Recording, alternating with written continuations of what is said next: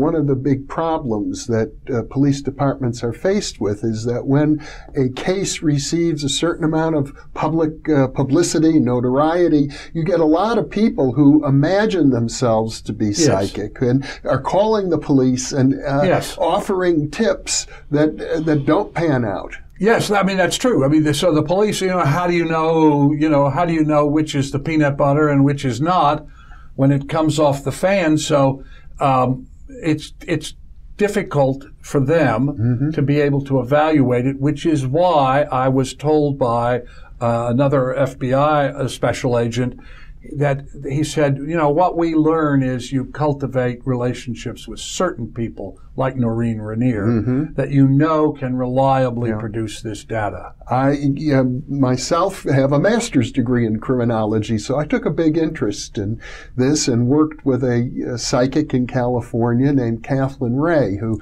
specialized in police work. She had in her office badges that were given to her from about 60 or 70 different police departments for the successful cases that she worked on. They don't get credit. I mean, it's really quite selfless if you think about it. They don't get credit. They don't usually get paid money, or if they do, very little money. They get a lot of scorn and a lot of skepticism. But these are individuals, and interestingly enough, a majority of them are women who just feel that they want to see justice done, and that bad guys get put in jail, and they're willing to go through all of that, and they develop these relationships with a few police officers or law enforcement people, and they work at it, and they do it for years. It takes a certain personality. Yes, it does. I mean, for instance, some remote viewers that I worked with did not want to do criminological cases because they did not want to revisit and re-experience a murder. Or not understandably so. Oh, of course. Hella Hammond said to me, why in the world would I want to remote view a murder? But other people feel, because they have a very strong sense of justice about things like this, that they not only must do it, not only that they are willing to do it, but that they must do it. And so they are responsible for the solution of a number of crimes which might otherwise have gone unresolved. I'm aware of cases in which some of the information provided, in one case, led to the arrest and conviction of a police chief for a murder. Well, as I say, they resolve things that cannot be resolved in other ways. So it's a rather selfless group of people. Skeptics claim they do it for self-aggrandizement and all that.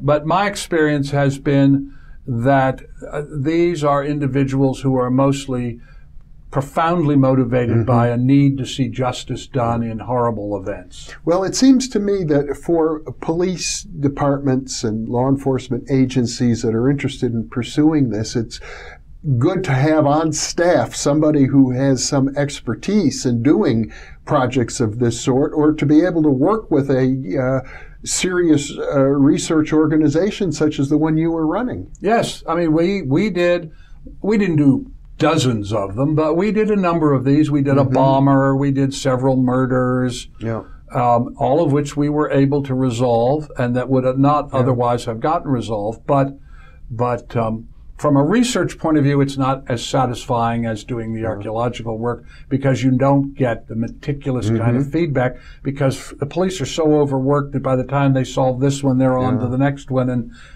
spending a week going through each concept, was the jacket gray or was it blue? That kind of thing is just, they don't have the time for it. I was involved personally in a case in California where a man was missing. A 70-year-old man wandered away from his campsite and was never located up in Calaveras County in California, where they have the famous frog jumping contest I think Mark Twain wrote about. And they had searchers looking for that man for 6 months without success when his wife finally called Kathleen Ray at her office hundreds of miles away in the Bay Area. She sat down and within a few minutes gave them a description. And I talked to the sheriff, Claude Ballard, at the time. He said when he got that description, he knew exactly where to go. She described how the man had wandered off the trail, had a stroke, had fallen into some bushes where his body had lain for 6 months. And she said no animals had gotten to it. The body would still be intact. And they just took that description that she gave and went right to the location, found the body instantly.